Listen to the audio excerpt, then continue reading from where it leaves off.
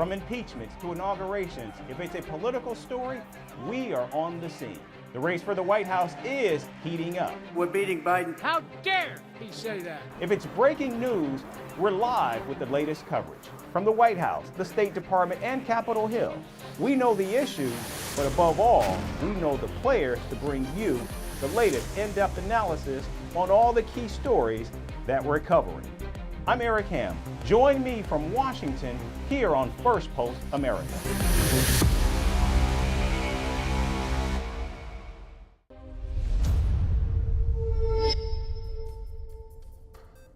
Hello and welcome to Firstpost America. I'm Eric Ham, coming to you live from the nation's capital in Washington, D.C. Over the next few minutes, we'll take you from the United States and around the world, covering all the top stories of the day. But before that, let's take a look at the latest headlines. Israel begins recruiting reservists over the retirement age of 40 for the first time. The Israeli military says it is in urgent need of more troops as the war with Hamas continues. The United States criticizes Vietnam for inviting Vladimir Putin to visit the Southeast nation's capital, Hanoi. Putin will embark on a two-day visit on the 18th of June. Chinese and Philippine Coast Guard ships collide near the Second Thomas Shoal in the South China Sea. Manila accuses Beijing of illegally entering its exclusive economic zone. New Zealand's Prime Minister Christopher Luxon flies on a commercial airline to Japan after his Boeing 757 Air Force plane breaks down. This is the second time this year that Luxon's official Boeing aircraft has been grounded before an official visit. And Haiti's newly installed government fires the country's police chief. This as the Caribbean nation's prime minister pledges to revamp the security forces in response to rampant gang violence.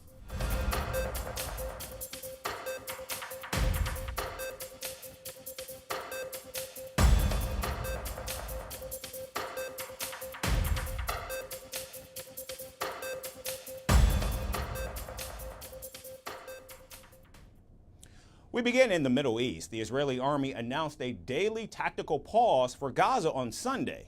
The pause will take place between 8 a.m. in the morning to 7 p.m. in the evening every day. The Israeli army says this will ensure the delivery of humanitarian aid into Gaza. Now, to be clear, this is not a full-fledged ceasefire, and the pause will only be applied in a small portion of northern Gaza. The Israeli forces say they will continue to fight Hamas in central Gaza and in the southern city of Rafah.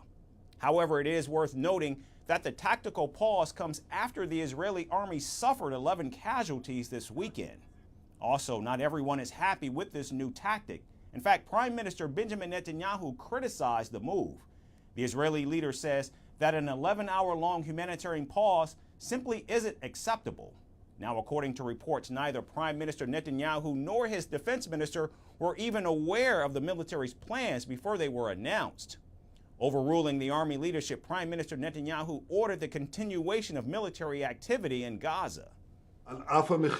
Despite the heavy and staggering cost, we must stick to the goals of the war: the destruction of Hamas military and governmental capabilities, the return of all our hostages, ensuring that Gaza no longer poses a threat to Israel, and the safe return of our residents to their homes, both in the north and in the south. Other far-right ministers in Netanyahu's government have called the army's tactical pause delusional. In fact, National Security Minister Itamar Ben-Gvir has called for the sacking of the top military brass. Meanwhile, thousands of Israelis protested against the Netanyahu government and demanded a hostage release deal. We need a change that will start from the government and down, to change the situation, to release the hostages as soon as possible, and just to change the reality. We can't live in this reality for a long time. Now we are protesting against this government in order to bring new elections, because we cannot stand anymore what this government is doing to these people, to our people. It's a shame that there are still hostages who have been in Gaza, in the Gaza Strip, after 8 months. It's also worth noting that the Israeli army's decision to undertake daily tactical pauses in Gaza has left the Netanyahu government divided. The prime minister doesn't agree with the army's decision, and joining him are his far-right coalition partners. Meanwhile, Hamas has welcomed the decision but called for more border crossings to be opened. The tactical pauses and the growing rift between the Israeli army and the prime minister puts the war against Hamas in a new light. And now moving to Europe, Ukraine succeeded in securing the support of the majority of participants at this weekend's peace summit in Switzerland. Almost 100 nations agreed to Ukrainian President Volodymyr Zelensky's 10-point peace formula as the main framework for further negotiations. However, the outcome was marred by key Russian-leaning countries such as Saudi Arabia, India, and South Africa for not declaring or supporting the final declaration. Still, President Zelensky declared the conference a success, saying that the independence, territorial integrity, and sovereignty of Ukraine were recognized by all participants at the summit. Hope that we can achieve results as soon as possible, and it is exactly these and other similar practical steps to restore security and peace that will prove to everyone in the world that the UN Charter can be restored to full effectiveness. Now, even though the peace summit looked more like another UN General Assembly where different countries talked about the UN Charter and respect for international law, the participants, however, did reach a consensus that war in Ukraine must end with a just and lasting peace. Though not in attendance, Russia's presence certainly loomed large over the summit, particularly in light of Vladimir Putin issuing his own version of a peace proposal just a day before the summit started. If Kiev and Western capitals reject it in the same way as before, then after all, it is their business. They take political and moral responsibility for continuing the bloodshed. Obviously, the realities on the ground, on the line of contact, will continue to change, not in the favor of the Kiev regime, and the conditions for the start of negotiations will be different.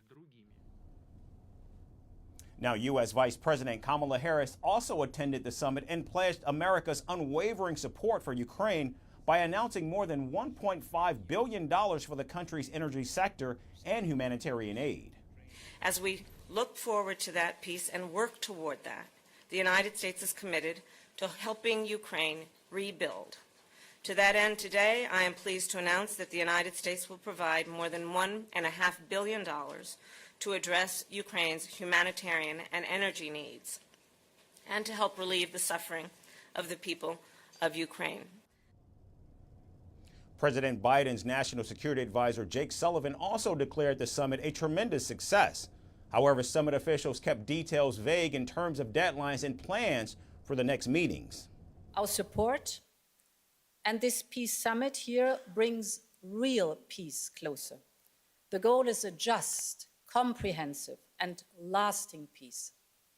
This would finally bring an end to the oppression and suffering of the Ukrainian people. This would reaffirm Ukraine's sovereignty and territorial integrity.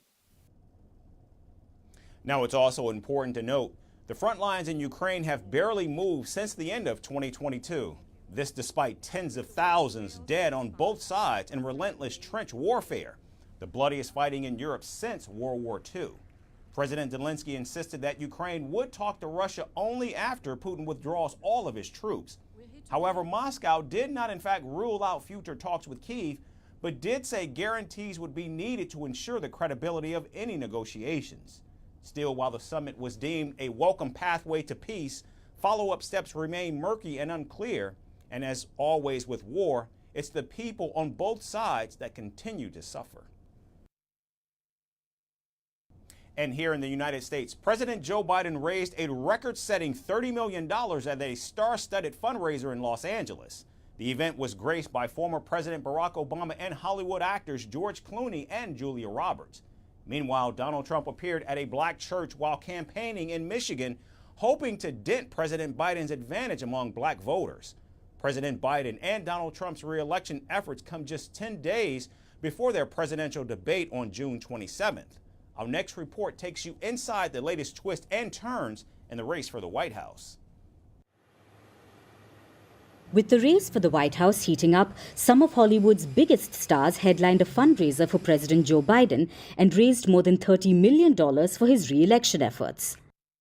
The star-studded night saw actors George Clooney, Julia Roberts and Barbara Streisand taking the stage at the 7,100-seat Peacock Theatre in Los Angeles, while Jack Black, Jason Bateman, Kathryn Hahn and Sheryl Lee Ralph also entertained the crowd. The glitzy fundraiser also featured former President Barack Obama. Meanwhile, the conversation between Obama and Biden was moderated by television host Jimmy Kimmel. During more than half an hour of their discussion, both the Democrats stressed the need to defeat former President and presumptive Republican nominee Donald Trump in a race that's expected to be exceedingly close. Biden also warned about what Trump's second term might look like. He said that if the Republican is re-elected, then the next 4 years could see openings in the Supreme Court, potentially leading to the appointment of more conservative judges. Meanwhile, Obama claimed that some people in the country have normalized behavior that used to be disqualifying, referring to Trump's recent conviction in the criminal hush money trial. Now, Saturday's fundraiser was also filled with some awkward moments, and one of those has now gone viral on social media. At the end of the dazzling event, Biden seemed to lock eyes with the crowd and stood like a statue for about 10 seconds until Obama helped him by taking his hand and guiding him off stage.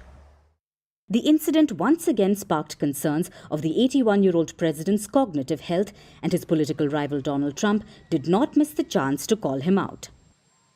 The Republican who campaigned in Florida and Michigan questioned Biden's mental health and suggested he should take a cognitive test. It's so sad to watch. Our country is being destroyed by incompetent people, by grossly incompetent leadership, probably the dumbest leadership in the world. In fact, I think we should have, and I've called it, all presidents should have aptitude tests, IQ tests, or cognitive tests. Now, during his rally in Detroit, Trump appeared at a black church as part of a push to peel black voters from President Biden ahead of the November vote. The Republican focused on his core messages, blasting the Biden administration over high inflation, crime and illegal immigration, which he said has harmed black Americans in particular. Millions of illegal aliens are pouring in and they're taking your jobs. The black community is being hurt more by the illegal aliens, 16, 17 million. They're taking your jobs. You're down 6-7% from where you were just 3 years ago with me. And it's going much lower because millions and millions of people are coming into your communities. It's no longer every state is a border state. You've heard that.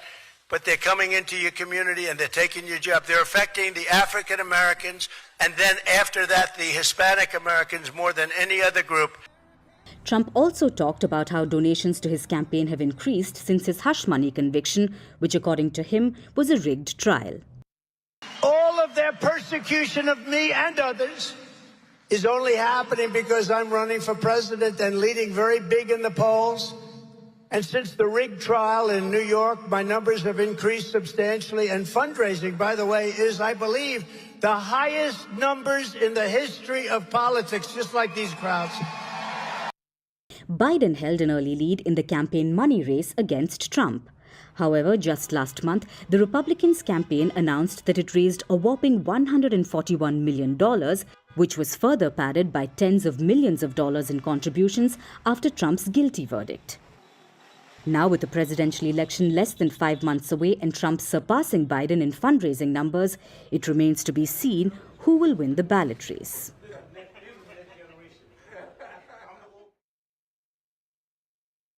And now in South America, El Salvador's President Nayib Bukele has proposed establishing a Bitcoin bank in the country. Once approved, the private investment bank would offer Bitcoin investors more financial services than conventional banks.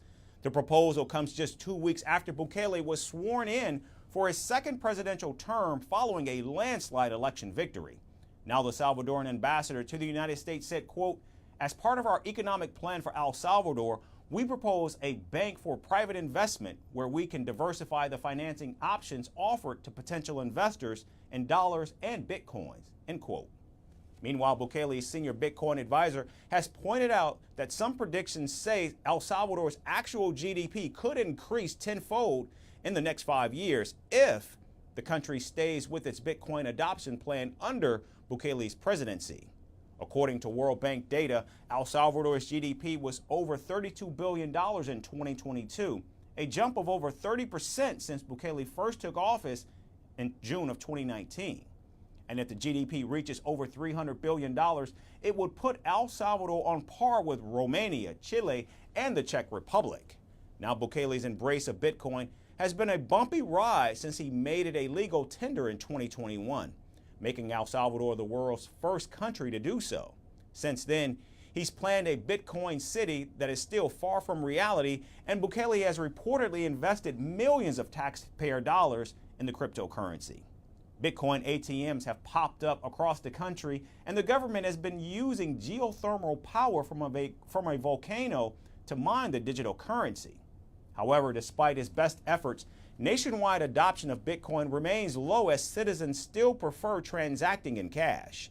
And surprisingly, what seems to be contributing more to his soaring popularity is not Bitcoin, but his merciless crackdown on infamous criminal gangs. And our final story is from Italy. If your dream has been to own a home in Italy, well, now's your chance. Sambuca di Sicilia, a famous wine production province, and is hoping to sell off abandoned homes for just $3. In fact, more and more Americans are now traveling across the Atlantic to Italian towns in southern Sicily to grab some serene real estate. With prices in the real estate market skyrocketing in the United States, the deal across the pond seems too good to be true. Our final report shares more about Italy's famous dollar homes. There's a place on the Italian island of Sicily where you're most likely to hear an American accent wafting down its narrow streets. Sambuca di Sicilia, which gained a reputation as one of the first places in the country to sell off houses for $1, is now becoming something of an Italian Little America. Years after selling their €1 home deals, Sambuca is gearing up for a third round of sales with houses starting at just a little over $3. There are 12 homes available for purchase in the historic Saracen district, and the residences range from 1 to 3 stories and feature 2 to 3 bedrooms constructed with golden brown stones. While these houses require some work to become livable, they are described as structurally stable as those so far sold. According to the newly elected mayor Giuseppe Cacioppo, at least 250 homes have been sold so far. And this too good to be true strategy has even attracted buyers from as far away as the Middle East, pumping around $21.8 million into the local economy. Sambuca di Sicilia has not yet announced the start date of the auction, but it's not the only town in the country attracting new residents. Currently, there are at least 9 other municipalities offering houses under the €1 house program. Depending on the condition of the property, renovations usually start at $32,500 for a simple makeover, but can rise to over $200,000 if the buyers plan to turn the house into a luxury retreat. Locals eager to cash in on the demand are also selling off garages and old attics. And in this latest auction, homes will be sold to the highest bidder, with bids placed in sealed envelopes and opened in front of a judge. An over $5,400 deposit is required to participate. If you lose the bid, your money is returned immediately. If you win, the deposit becomes your guarantee. With these low prices and the promise of a rejuvenated lifestyle, Sambuca in Italy continues to attract interest from around the world, making it an appealing destination for people who dream of owning a piece of Italian history.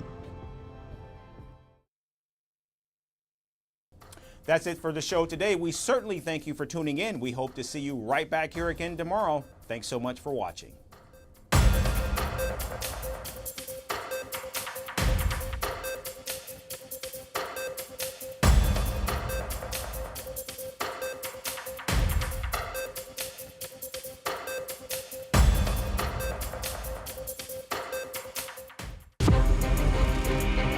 From impeachments to inaugurations, if it's a political story, we are on the scene. The race for the White House is heating up. We're beating Biden. How dare he say that? If it's breaking news, we're live with the latest coverage. From the White House, the State Department, and Capitol Hill. We know the issues, but above all, we know the players to bring you the latest in-depth analysis on all the key stories that we're covering. I'm Eric Ham. Join me from Washington here on First Post America.